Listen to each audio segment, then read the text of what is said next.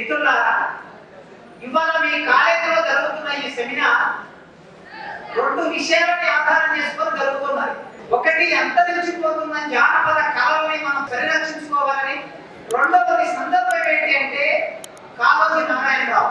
కాళోజీ నారాయణరావు ఈ తెలంగాణ నేల మీద, ఈ తెలుగు నేల మీద జన్మించి మనందరి విముక్తి కోసం కవిత్వం రాసిన వాడు, మనందరి బాధ కోసం తపన పడినవాడు, తెలంగాణ విముక్తి కావాలని కోరుకున్నవాడు, దానికోసం జైలుకి వెళ్ళిన వాడు కాళోజీ నారాయణరావు. ఆయన సందర్భంలో ఆయన జన్మించినటువంటి రోజును తెలంగాణ రాష్ట్ర ప్రభుత్వం భాషా దినోత్సవంగా ప్రకటించింది. ఆ సందర్భం ఏంటి అంటే మనం 9వ తారీఖు నాడు ఈ కార్యక్రమం చేసుకోలేకపోయాం కనుక ఇవాళ ఈ కార్యక్రమాన్ని ఏవి కాలేజీ యాజమాన్యం, Telugu department, PG and degree Telugu department కలిసి ఈ కార్యక్రమాన్ని నిర్వహిస్తున్నారు. ఎవరు కాళోజీ నారాయణరావు అనే విషయం మీలో కొద్దిమందికి తెలిసి ఉంటుంది, కానీ సందర్భం కనుక తప్పనిసరిగా మీరు తెలుసుకోవాలి. కాళోజీ నారాయణరావు గారు 1919లో జన్మించారు. ఆయన జన్మించిన కాలం తెలంగాణ ఎట్లా ఉండిందో చూస్తే మీరు ఆశ్చర్యపోతారు. ఇవాళ మీరు ఇంత సంతోషంగా, మీరందరూ సంతోషంగా చదువుకోగలుగుతున్నారు, ఉండగలుగుతున్నారు, మాట్లాడగలుగుతున్నారు. ఇవాళ మనం ఇంత స్వేచ్ఛగా ఉన్నామంటే కాళోజీ నారాయణరావు 14 సంవత్సరాల వయసులో జైలుకి వెళ్ళాడు. అంటే మీ వయసు కూడా కాదు. ఆయన 14 సంవత్సరాలు అంటే 9వ తరగతి చదివే వయసులో జైలుకి వెళ్ళాడు. ఆయన జైలు ఆయన కోసం వెళ్ళలేదు, సమాజం కోసం, మనందరి కోసం జైలుకి వెళ్ళాడు. ఆయన 1914లో జన్మిస్తే 1930లో జైలుకు వెళ్ళి ఎక్కడ నాగపూర్ జైల్లో ఉన్నాడు. ఎందుకోసం? మాట్లాడినందుకు జైల్లో పెట్టారు కాళోజీ. ఏం మాట్లాడాడు ఆయన? ఆనాటి నైజాం ప్రభుత్వం, ఈ తెలంగాణ నేలని పరిపాలించిన నైజాం ప్రభుత్వం తెలంగాణలో మాట్లాడనివ్వలేదు, తెలంగాణలో సభ పెట్టుకోనివ్వలేదు, తెలంగాణలో రాయనివ్వలేదు, తెలుగులో మాట్లాడనివ్వలేదు. మీరు ఇక్కడ తుక్లిపోలికి పోతే బీబీ కాలేజీలో కాలేజ్ ఉంటుంది. ఆ బీబీ కాలేజీ దాన్ని ఒకప్పుడు స్కూల్గా ఉండేది. ఆ స్కూల్లో ఒక సమావేశం జరిగింది 1920. సమావేశం జరిగితే ఆ సమావేశంలో వేదిక మీద చాలా మంది పెద్ద మనుషులు ఉన్నారు. ఆ పెద్ద మనుషులందరూ ఎవరి భాషలో వారు మాట్లాడారు. హిందీలో, కన్నడలో, మరాఠీలో, తర్వాత ఉర్దూలో, అందరి భాషలో మాట్లాడారు. కానీ చివరికి ఒక పెద్ద మనిషి ఆయన లేచి తెలుగులో మాట్లాడాడు. ఆయన పేరు ఆలంపల్లి వెంకట రామారావు అని, హైకోర్టు అడ్వకేట్. తెలుగులో మాట్లాడితే ఆ సభలో ఉన్న వాళ్ళందరూ ఆయనను అవమానించారు. ఎందుకు అవమానించారు? తెలుగులో మాట్లాడే తెలుంగి ఏ బెడింగి అన్నారు. ఇట్లా చప్పట్లు, ఇట్లా మామూలుగా మంచిగా మాట్లాడితే చప్పట్లు కొడతారు, కానీ నేను మాట్లాడుతుంటే బెంచ్ మీద కొట్టి వాళ్ళు ఏం చేశారంటే మాట్లాడకుండా శబ్దం చేశారు. మాట్లాడే అవకాశం లేకుండా నేను దిగిపో అన్నారు. ఎప్పుడు ఇది? 1920లో. ఆ రోజుల్లో తెలుగు మాట్లాడే అవకాశం లేదు. ఇవాళ మనం తెలుగు మాట్లాడుతున్నాం స్వేచ్ఛగా. ఆ తెలుగు మాట్లాడే అవకాశం లేని రోజుల్లో తెలుగులో కవిత్వం రాసి ఆ కవిత్వాన్ని ప్రజల పరం చేసి నా తెలంగాణ గురించి గొప్పగా చెప్పినటువంటి వాడు కాళోజీ నారాయణరావు. అందుకే ఇవాళ మనం ఇంత సంతోషంగా ఉన్నామంటే ఆనాడు చేసిన త్యాగాన్ని మర్చిపోకూడదు ఎప్పుడు కూడా. మనం అందరం కూడా ఒక తరం నుంచి నడిచి వచ్చాం ఇక్కడికి. ఒక భగత్ సింగ్, ఒక సుభాష్ చంద్రబోస్, ఒక గాంధీ, ఒక అంబేద్కర్, వీళ్ళందరి కొమరం అల్లూరి సీతారామరావు, చాకలయ్యమ్మ, నిన్ననే చాకలయ్యమ్మ జయంతి జరిగింది. వీళ్ళందరి నేపథ్యం, పోరాటం లేకపోతే మనకు సంతోషం లేదు. అందుకే మనం ఏం గుర్తు పెట్టుకోవాలా? మన తాత ముత్తాతలు గుర్తు పెట్టుకోవాలి, మన తల్లిదండ్రులను గుర్తు పెట్టుకోవాలి, వాళ్ళని సంస్కారవంతంగా గౌరవించుకోవాలి. ఆ గౌరవించుకోవటం అనేది మన కుటుంబాన్ని గౌరవిస్తే తర్వాత దేశాన్ని గౌరవిస్తాం, తర్వాత గొప్ప వాళ్ళని గౌరవిస్తాం. ఆ గొప్ప వాళ్ళు చేసిన త్యాగ ఫలితంగా ఇవాళ మనం ఇంత సంతోషంగా ఉన్నాం.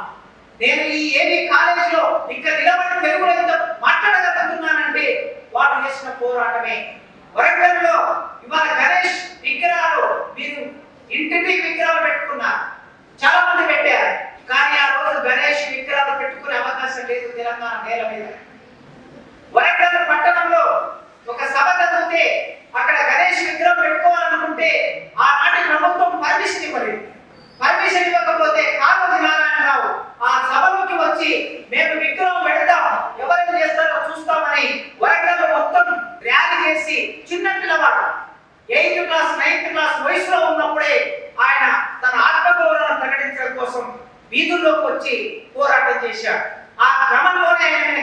పెట్టి జైలు పంపించారు.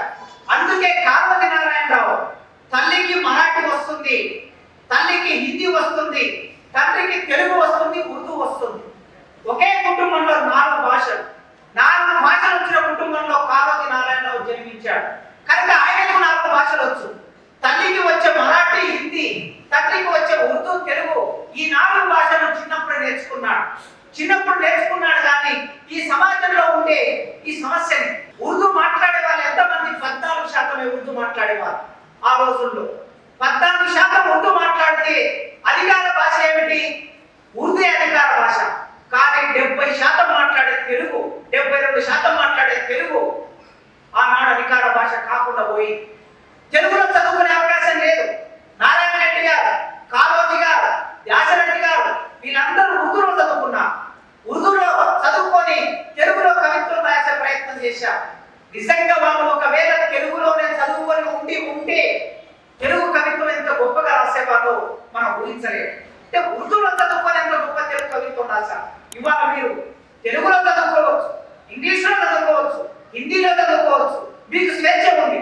కానీ ఆ రోజు వాళ్ళు చదువుకుందామంటే తల్లి భాషలో చదువుకుందామంటే అవకాశం లేని రోజులు. ఆ రోజుల్లో చదువుకున్న తర్వాత ఒక కవిత రాశాడు వ్యాసరెడ్డి కృష్ణమాచార్యుడు. ఆయన కూడా చిన్న వయసులో 18 ఏళ్ల వయసులో తీసుకెళ్లి జైల్లో పడేశారు. జైల్లో పడేస్తే ఆయన చాలా పొట్టి ఉండేవాడు, 4.5 ఫీట్లు ఉండేవాడు. జైల్లో పడేస్తే జైల్లో ఉన్నప్పుడు పొద్దున్నే లేచి బ్రష్ చేసుకోవడానికి బ్రష్ ఉండేది కాదు, బొగ్గులు ఇచ్చేవాడు. ఈ బొగ్గు ఇస్తే ఒక బొగ్గును తీసుకొని 2గా కట్ చేసేవాడు. ఆయన 2గా కట్ చేసి కాస్త బొగ్గులు దాచిపెట్టుకొని మిగతా సగం బొగ్గుతో పండు తోముకునేవాడు. ఆ దాచిపెట్టుకునే బొగ్గుతో ఏం చేసేవాడంటే కవి అనగా రాసుకుందామంటే పెన్ను లేదు, రాసుకుందామంటే పేపర్ లేదు, ఏ అవకాశం లేదు. మరి ఎట్లా భావాలు వస్తున్నాయి, తన్నుకొని వస్తున్నాయి భావాలు. హృదయంలో నుంచి, మెదడులో నుంచి ఈ తన్నుకొని వస్తున్న భావాలను ఎట్లా రాయాలనుకున్నప్పుడు అందరూ పడుకున్న తర్వాత ఆయన మెల్లగా వేసి గోడల మీద కవిత్వం రాస్తూ ఉండేవాడు. ఆ గోడల మీద కవిత్వం రాస్తూ ఉంటే ఒకరోజు వట్టికోట ఆదిస్వామి అనేటువంటి ఆయన మెల్లగా మేలుకొని వీడు ఏం చేస్తున్నాడు ఈ పొట్టోడు అని లేచి చూశాడట. చూస్తే గోడల మీద కవిత్వం రాస్తూ ఉన్నాడు. మీలో కొద్ది మందికైనా తెలిసి ఉంటుంది, నా తెలంగాణ కోటి రతనాల వీణ అని. ఇది ఒక్క పాదమే తెలుసు మీకు, కానీ అది ఒక 8 పాదాలు ఉంటుంది. ఆ 8 పాదాలలో ఏం రాశాడంటే ఈగలను తెంపి అగ్నిలో దింపి నా తెలంగాణ కోటి రతనాల వీణ ముసలి నక్కకు రాజరికము దక్కునే ఓ నైజాం ముసలి నక్కకు రాజరికము దక్కునే ఈగలను తెంపి అగ్నిలో దింపావు నా తెలంగాణ కోటి రతనాల వీణ అని రాశాడు. రాస్తే అప్పుడు వట్టికోట ఆదిస్వామి కొంచెం పెద్దవాడు వ్యాసరెడ్డి కన్నా. అప్పుడు ఇంకా పైన రాయాలి, గోడకు పైన రాయాలంటే ఏం చేయాలి? వట్టికోట ఆదిస్వామి లేచి ఇట్లా వంగితే ఆ వంగినటువంటి ఆయన మీద నిలబడి వ్యాసరెడ్డి కవిత్వం రాసేవాడు. రాసిన తర్వాత పొద్దున్నే పోలీసులు వస్తారు, వచ్చి చూస్తారు ఎవరు రాశారా, నైజాంకు వ్యతిరేకంగా ఎవరు రాశారంటే వెంటనే వ్యాసరెడ్డిని చూపెట్టారు. కానీ వ్యాసరెడ్డి చిన్నపిల్లవాడు కనుక భయపడతాడని వట్టికోట ఆదిస్వామి ఏం చేశాడంటే నేనే రాశానని చెప్పాడు. ఆయనకు మొదలు ఈయన. అప్పుడు వట్టికోట ఆదిస్వామిని తీసుకెళ్లి జైల్లో ఉన్నటువంటి అధికారులు కొట్టేవారట. రోజు ఈయన రాయటం, ఆయన దెబ్బలు తినటం, ఈయన రాయటం, ఆయన దెబ్బలు తినటం. ఒక రోజు వచ్చి ఒరే వ్యాసరెడ్డి ఇవాళ నీ కవిత్వం చాలా బాగుందిరా అన్నాడు. అంటే అదేంటన్నా రోజు బాగలేదంటే ఇవాళ బాగుందిరా అన్నాడు. అంటే ఎట్లా బాగుంది అన్నా అంటే ఇవాళ పోలీసులు చాలా గట్టిగా కొట్టారా అన్నాడు. అంటే గట్టిగా కొడితే కవిత్వం బాగున్నట్లు ఆ నైజాం వాడికి పేరు పుట్టేటట్టు కవిత్వం రాశాడు. ఇట్లా వీళ్ళు కవిత్వం రాస్తూ ఉంటే అప్పుడు కాళోజీ గారు కవిత్వం రాయాలని మెల్లగా ఆయన కూడా రాయడం మొదలు పెడితే తీసుకెళ్లి ఎక్కడ పడేశారు? నాగపూర్ జైల్లో పడేశారు. ఇక్కడ చర్చలు కూడా జైలు ఉన్నది, వరంగల్ జైలు ఉన్నది, నిజామాబాద్ జైలు ఉన్నది. ఈ జైల్లో పెట్టలే కాళోజీ, వరంగల్ ఇక్కడ నాగపూర్కు తీసుకెళ్లాడు మహారాష్ట్ర. అప్పుడు నాగపూర్ పరిసర ప్రాంతం కూడా మన దగ్గర అంటే హైదరాబాద్ స్టేట్ లో భాగంగా ఉండేది. తీసుకెళ్తే జైల్లో ఉన్నాడు. చదువుకుందామంటే ఏం జరుగుతుందో తెలంగాణలో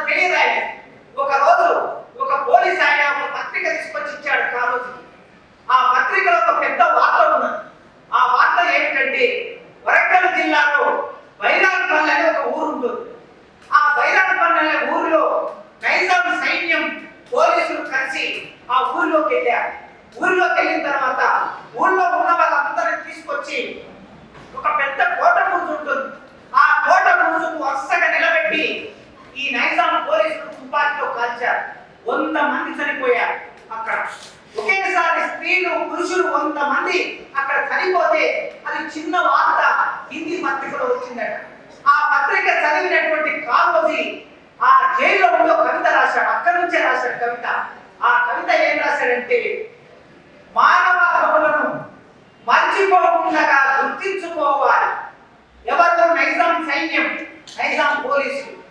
మన ప్రాణాలు తీసిన, మానాలు హరించిన మానవ హక్కులను మర్చిపోకుండా గుర్తించుకోవాలి. కాలము రాగానే కాటేసి తీరాలి, కాలము రాగానే కాటేసి తీరాలి అని రాశాడు. అంటే యువకుడుగా ఉన్న కాళోజీ ఈ తెలంగాణ నేల మీద అంతమంది ప్రజలను చంపేస్తే జైల్లో ఉండి కవిత్వం రాశాడు. తర్వాత జైలు నుంచి బయటకు వచ్చాడు. వచ్చిన తర్వాత నైజాంకు వ్యతిరేకంగా చాలా పోరాటం జరిగింది. ఆ పోరాటంలో ఆంధ్ర విద్యాలయం, చుట్టుముట్టు సూర్యాపేట, అట్ట నడుమ నల్లగొండ, ఆ వాల హైదరాబాదు, దాని పక్కన గోలుకొండ, గోలుకొండ కీళ్ళ కింద నీ గోరి గర్తం కొడక నైజాం సర్కరోడా. బండి యాదగిరి పాట రాశాడు. నిజానికి బండి యాదగిరికి చదువు రాదు. కాళోజీకి చదువచ్చు, వ్యాసరథికి చదువచ్చు, సురవరం ప్రతాపరెడ్డికి చదువచ్చు, వీళ్ళందరికీ చదవచ్చు. కానీ బండి యాదగిరికి చదువు రాదు. ఒక మామూలు పల్లెటూరులో పుట్టిన యువకుడు ఆనాడు నైజాం వ్యతిరేకంగా తుపాకీ పట్టి పోరాటం చేస్తూ ఆ పోరాటంలో భాగంగా ఆ పాట రాశాడు. ఆ పాట మొత్తం తెలంగాణ చైతన్యవంతం చేసింది. ఇట్లా ఇంతమంది పోరాటం చేస్తే మనకు స్వాతంత్రం వచ్చింది. దేశానికి 1947లో స్వాతంత్రం వచ్చింది. కానీ మనకు 1948 సెప్టెంబర్ 17వ తారీఖు నాడు స్వాతంత్రం వచ్చింది. కనుక సెప్టెంబర్ 17 వరకు తెలంగాణ కోసం ఇంతమంది ప్రాణాలు అర్పించారు. కాళోజీ తన జీవితం అంతా అర్పించి ఎంతో కవిత్వం రాసి ఆయన ప్రజల గొడవ, ఆయన గొడవ అంటే నా గొడవ అని రాశాడు. నా గొడవ అంటే ప్రజల గొడవ. ఆ ప్రజల గొడవ ఎట్లా ఉంటుందంటే, ఒకసారి కాళోజీ వాళ్ళ ఇంట్లో పెద్ద మనుషులు అందరూ కూర్చున్నారు. కూర్చుంటే ఒక పెద్ద మనిషి ముసలాయన, పాపం పని చేసుకునే ఒక ముసలాయన ఒక బియ్యం బస్తా రిక్షాలో వేసుకొని తీసుకొని వచ్చాడు కాళోజీ వాళ్ళ ఇంటికి. వచ్చిన తర్వాత ఎటువంటి ఎండాకాలం మే నెల ఆ మనిషి ఎండలో నిలబడ్డాడు. బయట గేటు బయట నిలబడ్డాడు. లోపల చాలా మంది పెద్ద మనుషులు కూర్చున్నారు.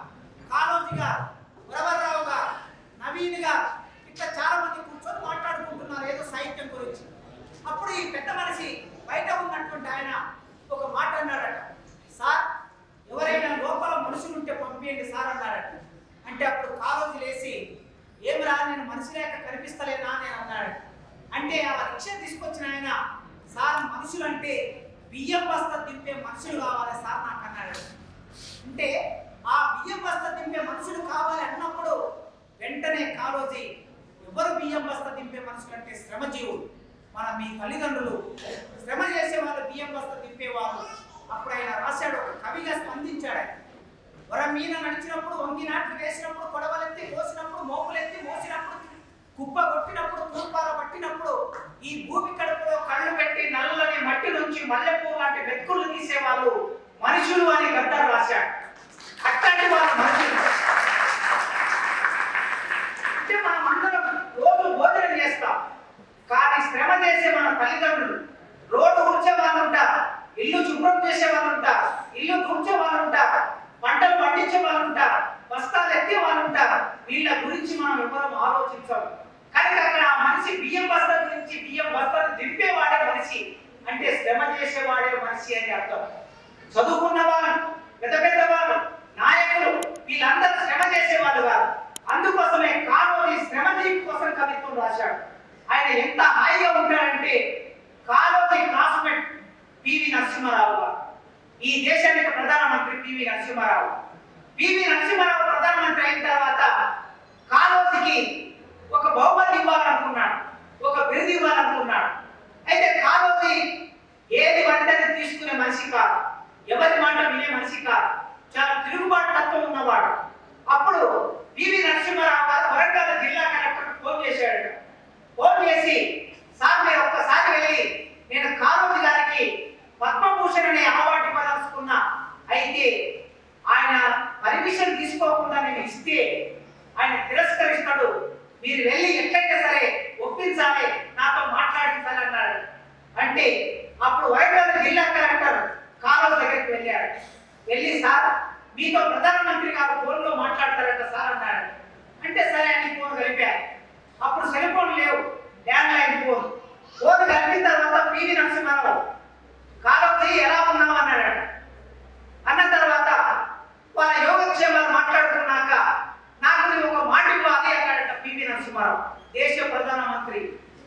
నువ్వు నాకు ఒక మాట ఇవ్వాలంటే చెప్పు ఏమిటో అన్నాడట. లేదు లేదు, నీవు మాట ఇస్తేనే నేను చెప్తా అన్నాడు. అప్పుడు కాలోజీ సరే మాట ఇచ్చాను చెప్పు అన్నాడట. నీకు నేను కేంద్ర ప్రభుత్వం ఇచ్చే అవార్డు ఇవ్వదలుచుకున్నా, నీవు నా కోసం అంగీకరించాలన్నాడు. అప్పుడు కాలోజీ నేను కేంద్ర ప్రభుత్వం ఇచ్చే అవార్డు తీసుకోవటం లేదు, నా మిత్రుడు పివి నరసింహారావు ఇచ్చే అవార్డు నేను తీసుకుంటున్నాను అన్నాడు. స్నేహం కోసం మీకు చాలా మంది స్నేహితులు ఉంటారు. అంటే స్నేహితులని మర్చిపోకుండా స్నేహం కోసం స్నేహ ధర్మాన్ని పాటించడం అనేది మనం నేర్చుకోవాలి. అది కాలోజీ నుంచి మనం నేర్చుకోవాలి. అట్లా దేశ ప్రధానమంత్రి కాలోజీ పట్ల అంత గౌరవం ప్రదర్శించాడంటే ఆయన విలువ ఎట్లా ఉంటుందో చూడండి. ఇంకొక సంఘటన చెప్తా. మా తెలుగు డిపార్ట్మెంట్ అంటే మీ అందరికీ తెలుగు డిపార్ట్మెంట్ ఉస్మానియా యూనివర్సిటీలో నేను పనిచేస్తున్న తెలుగు డిపార్ట్మెంట్. రాయపురం సుబ్బారావు మొదటి అధ్యక్షుడు. దానికే రాయపురం సుబ్బారావు అంటే ఆయన ఆంధ్ర తెలంగాణ వాడు కాదు. ఆయన తెలుగు డిపార్ట్మెంట్కు దాదాపుగా 26 సంవత్సరాల హెడ్గా పనిచేశాడు. ఒకరోజు ఉగాది కవి సమ్మేళనం జరుగుతున్నది ఇక్కడ రవీంద్ర భారతి. ఆ ఉగాది కవి సమ్మేళనానికి రాయపురం సుబ్బారావు గారు వచ్చారు, తెలుగు డిపార్ట్మెంట్ హెడ్గా వచ్చారు. కాలోజీ గారు కూడా ఆ సభకి వచ్చాడు.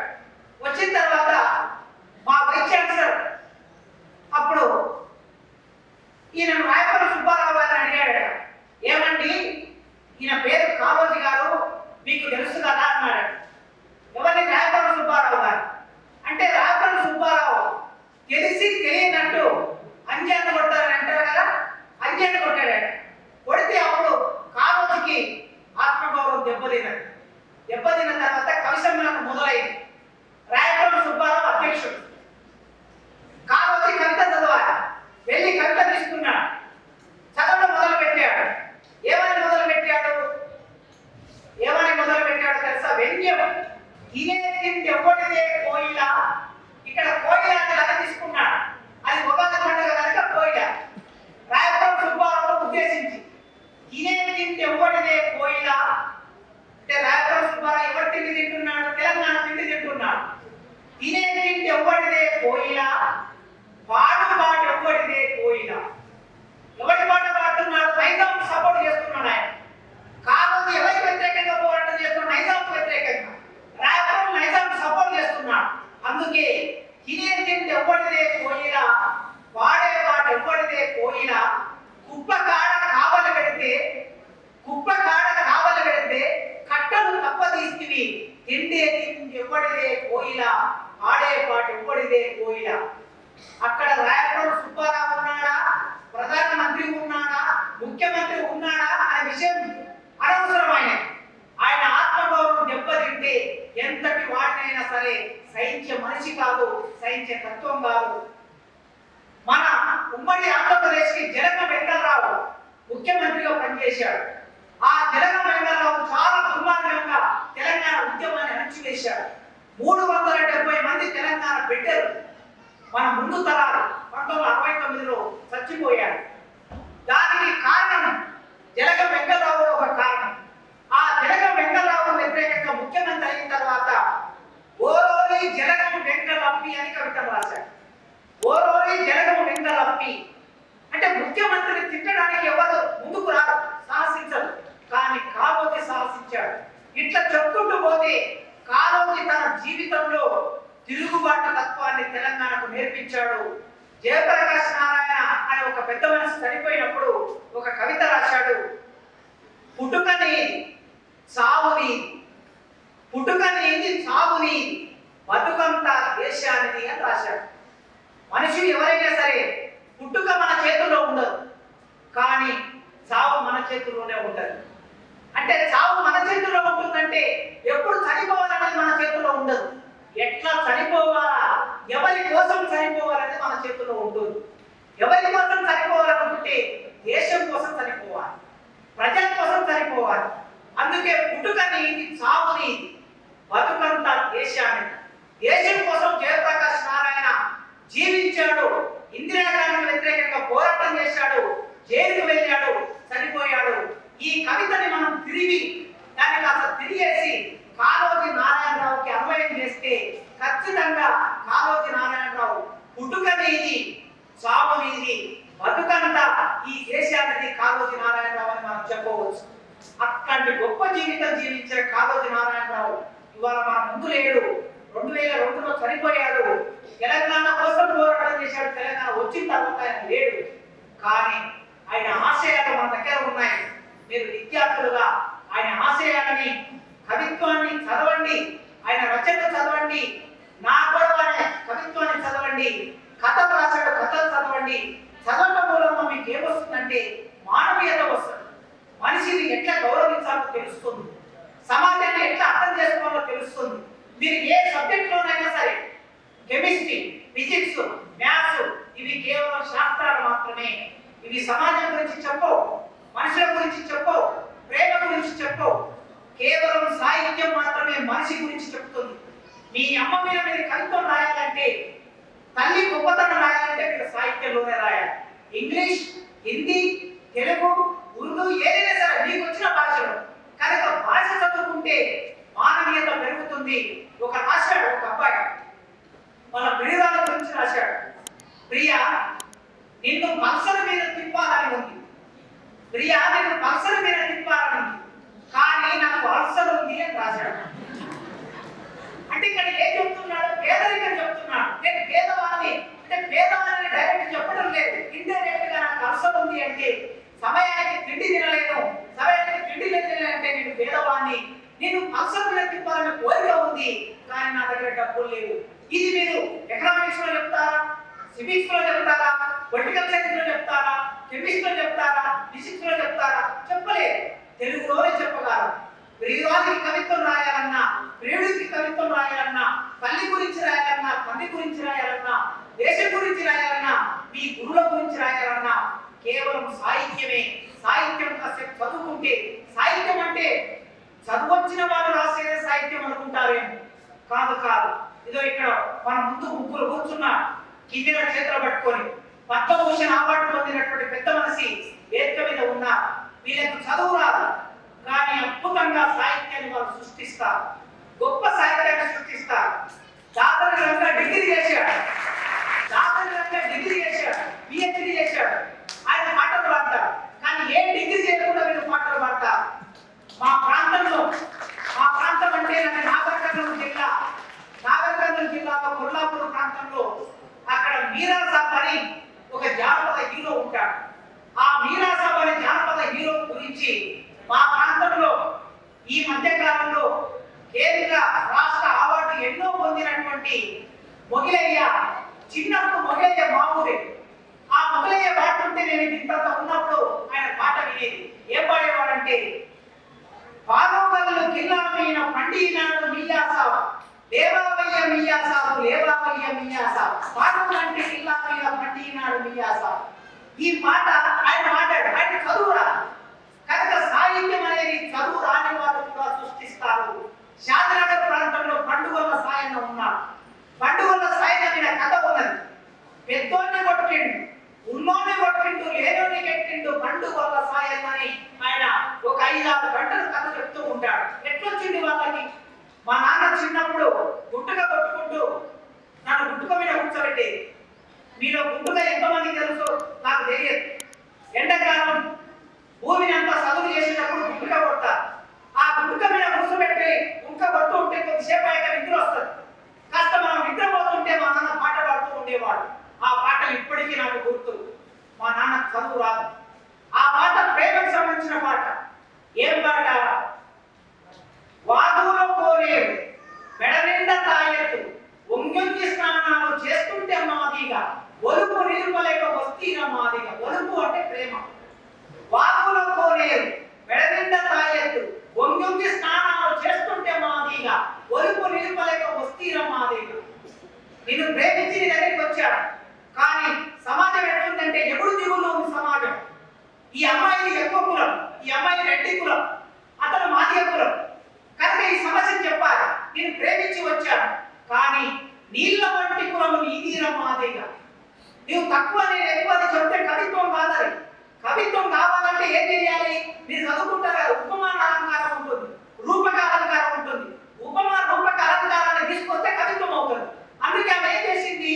ఒక ప్రత్యేకత తీసుకున్నది, రూపకాన్ని చేసింది. అక్కడ నీళ్ళ వంటి కులము నీదిర మాదిగ, పాల వంటి కులము నాదిర మాదిగ. పాలు ఎక్కువ, నీళ్లు తక్కువ, అందుకోసం నాది పాల వంటి కులం.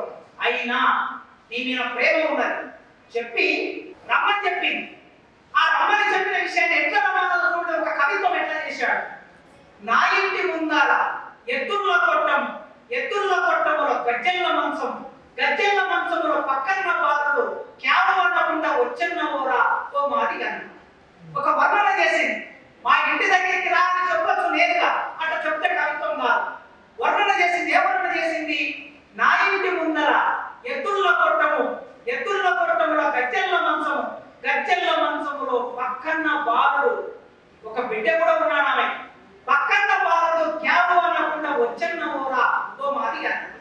నీవు వస్తే ప్రమాదం ఉంటుంది. మళ్ళీ ప్రమాదం కూడా చెప్పింది. ఏం ప్రమాదము?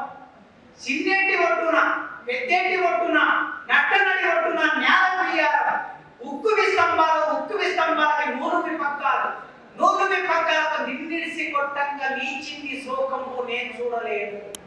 ఏమన్నా ప్రమాదం తగ్గితే నేను కొడతా. ఇది మా నాన్న పాడిన పాట. 30 ఏళ్ల కిందట, 40 ఏళ్ల కిందట, నాకు 8 ఏళ్ల వయసు ఉంటే 40 ఏళ్ల కిందట మా నాన్న పాడాడు. ఇందులో ఇంత అద్భుతమైన కవిత్వం ఉన్నది.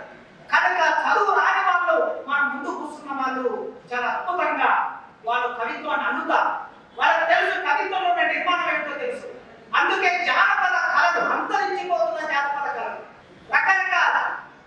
మన ఊళ్ళలో ఒకప్పుడు బాలసంతపల్లి వచ్చేవారు, ఉడక సంగమలు వచ్చేవారు, డక్కలు వచ్చేవారు, బయట వాళ్ళు వచ్చేవారు, మాస్టర్ వాళ్ళు వచ్చేవారు, ఇంటికి వచ్చి పాటలు పాడుతుండేవారు. ఇప్పుడు ఆ పాటలన్నీ ఎక్కడ పోయాయో, ఆటలన్నీ ఎక్కడ పోయాయో. మనం కేవలం యూట్యూబ్లలో సినిమాలు చూసే పరిస్థితి వచ్చింది. మొన్న బలగం సినిమాలో వాళ్ళు పాడుతూ ఉంటే మనం చూసాం తప్ప గ్రామాల్లో లేదు. అందుకోసమే అంతరించిపోతున్న ఈ కళలని భాష కోసం కృషి చేసిన, తెలంగాణ భాష కోసం కృషి చేసిన కాళోజీ నారాయణరావు జయంతి సందర్భంగా అంతరించిపోతున్న కళను రక్షించుకోవడం కోసం ఇవాళ మన మిత్రులు ఈ సభ పెట్టారు, సెమినార్ పెట్టారు. మీరు కూడా ఆలోచించండి. మీ చుట్టుపక్కల ఉన్న ఈ జానపద కళాకారులను కాపాడుకోవడం మన బాధ్యత. కవిత్వాన్ని, సాహిత్యాన్ని కాపాడుకోవడం మన బాధ్యత. మీరు మానవీయ మనుషులుగా మారండి, మంచి మనుషులుగా మారండి. చివరికి ఒక్క విషయం చెప్పి ముగిస్తా. ఎండాకాలం, బాగా ఎండాకాలం, గాలి వస్తూ ఉంటే ఒక రేగుముళ్ళు ఎండకి కొట్టుకొచ్చి ఆ గాలిని కొట్టుకొచ్చి వాకిట్లో పడిందట. చిన్న రేగుముళ్ళు, చిన్న సైజులో ఉంటుంది. అది మట్టిలో ఉండిపోయి చీపురు తీసుకొని ఊడిస్తే రేగుముళ్ళు పోలే, అట్లే ఉండింది. పొద్దున ఉడిచారు, సాయంత్రం ఉడిచారు, పోలే. అయితే ఆ ఇంట్లో ఒక చిన్న బిడ్డ, 2 సంవత్సరాల బిడ్డ నడక నేర్చుకుందామని ప్రయత్నం చేస్తూ ఉంది. దొక్కుకుంటూ దర్వాజా దగ్గరికి వచ్చి దర్వాజాను పట్టుకున్నది. బిడ్డారు ఒక కాలు బయట ఉన్నది, ఒక కాలు లోపల ఉన్నది. ఒక కాలు బయటకేసి చిన్న బిడ్డ దర్వాజా పట్టుకొని నిలబడ్డాడు. ఒక కాలు బయట ఉంది, ఒక కాలు లోపల ఉంది. రెండో కాలు లేపేసరికి బలం సరిపోక ఆ కాలు గడ్డకు తగిలి కింద పడిపోయింది. చిన్న పాపగా కింద పడిపోయింది. కానీ ఏడుస్తూ ఉంది. కానీ లేచి నిలబడాలి అనే తన కోరికను చంపుకోవటం లేదు. మళ్ళీ లేచి నిలబడింది, నడవాలనుకుంటుంది. ఇప్పుడు ఏం చేసిందంటే గోడను పట్టుకున్నది. గోడను పట్టుకొని మెల్లగా నడిచింది. 4 అడుగులు వేసింది వాకిట్లో. ఆ మట్టిలో ఉన్న రేగుముళ్ళు ఆ పాప కాలికి పుచ్చుకున్నది. వెంటనే రక్తం గారి రేగుముళ్ళు అనుకున్నదట, చీ నాది ఒక బతికేనా, పాలు లాగా పసిపెట్టే కాలుకు రక్తం కళ్ళ చూశాను, నా జీవితం వేస్ట్ అనుకున్నదట రేగుముళ్ళు. కానీ అదే రేగుముళ్ళు ఒక రైతు రేగంప తీసుకెళ్లి పంటకి చుట్టూ కాపల పెట్టినప్పుడు ఆ రేగుముళ్ళు అనుకున్నదట, ప్రపంచానికి భోజనం పెడుతున్న పంటకి నేను కాపల కాస్తున్నా, నా జీవితం ధన్యమైంది అనుకున్నదట. మరి మీ జీవితాన్ని ధన్యత చేకూర్చుకుంటారా లేదా ఆలోచించుకోండి. ఒక రేగుముళ్ళు తన జీవితానికి ఒక ప్రయోజనం, పంటకి కాపలా కాసే ప్రయోజనం రేపు ముందు జీవితానికి వచ్చేది. మనం మనుషులం కనుక మన జీవితానికి ఒక ప్రయోజనం ఉండాలి. పుట్టామా, పెరిగామా, తిన్నామా, పడుకున్నామా, చనిపోయామా కాదు. ఒక్కొక్కరి జీవితానికి ఒక లక్ష్యం ఉండాలి. ఆ లక్ష్యాన్ని పెట్టుకొని మీరు ఉన్నత స్థానానికి ఎదగాలని కోరుకుంటూ, నాకు ఏవి కళాశాల యాజమాన్యం తెలుగు డిపార్ట్మెంట్ ఈ కార్యక్రమానికి ఆహ్వానించి ఇంతసేపు మీరు ప్రశాంతంగా విన్నందుకు మీ అందరికీ పేరు పేరున అభినందనలు తెలియజేస్తూ ముగిస్తున్నాను.